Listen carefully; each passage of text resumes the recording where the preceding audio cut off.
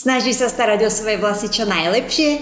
Tak v tom prípade ťa budú zaujímať rady od trichológa, ako rozoznať typ vlasovej pokožky a zvoliť ten správny šampón a kondicionér.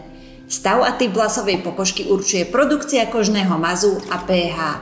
Masné vlasy aj pokožka hlavy sú výsledkom nadmernej činnosti mazových žliaz.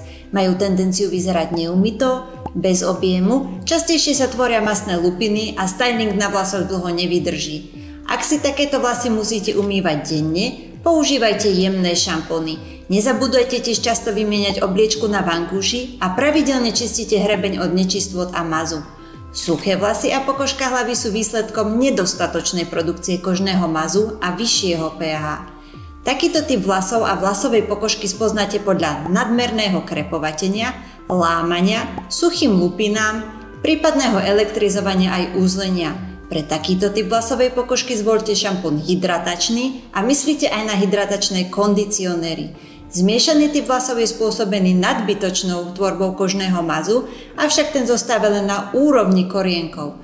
Končeky zostávajú suché. Výsledkom sú teda suché konce a masné korienky. V takomto prípade používajte čistiaci šampón na pokožku hlavy a hydratačný kondicionér. A pokiaľ máte normálny typ pokožky hlavy, tak máte vyhraté.